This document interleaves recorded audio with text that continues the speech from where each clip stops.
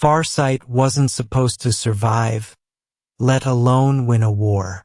It was Earth's newest outpost on the edge of known space, a fragile little colony clinging to the barren plains of Epsilon Eridani B, far from the bustling trade routes and even farther from the protective reach of Earth's main fleet.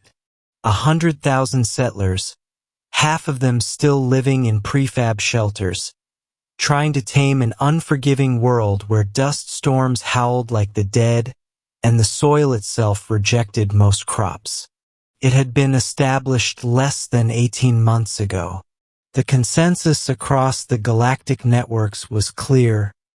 Farsight was weak, vulnerable, perfect target. Apparently, the Dravari hegemony thought the same.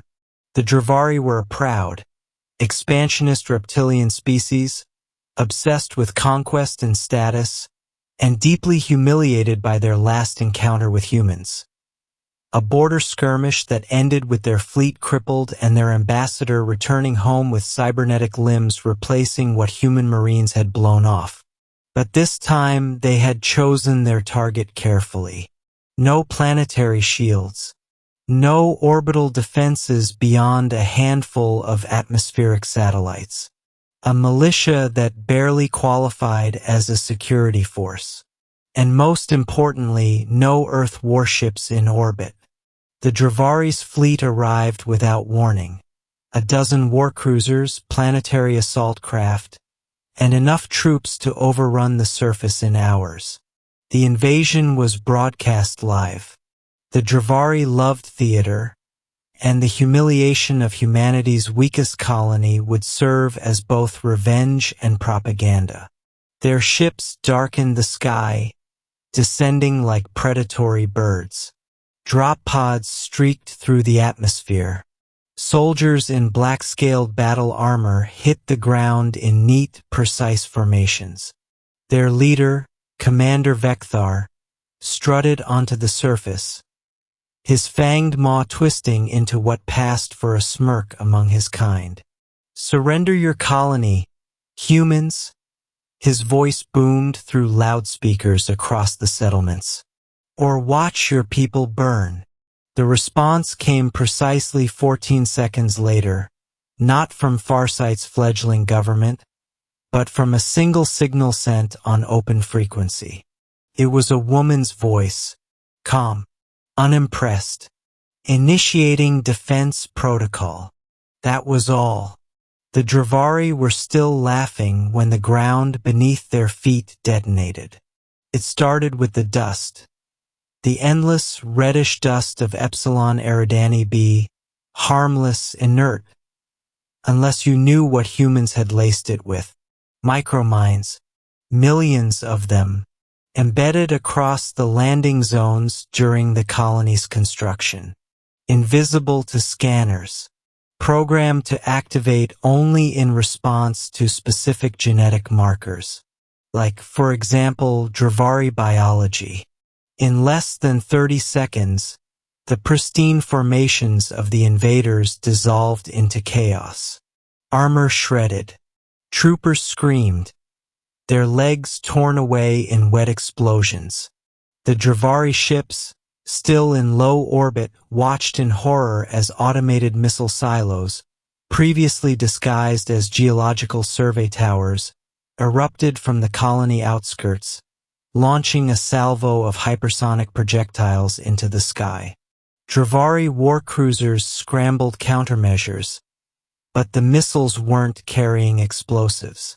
They carried something far worse, neural disruptor payloads designed to scramble Dravari nervous systems.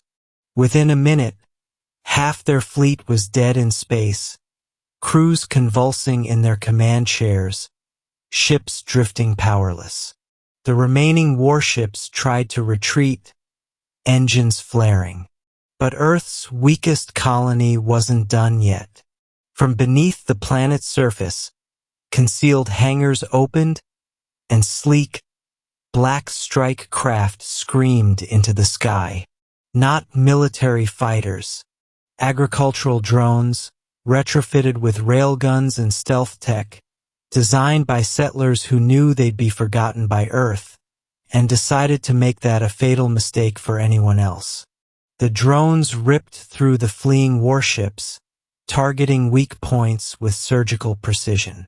Within another 90 seconds, the Dravari fleet was either crippled, dead, or plummeting toward the planet in flaming wreckage.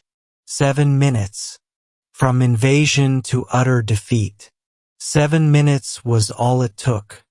The galactic networks lit up in stunned silence as footage leaked from the colony's security feeds.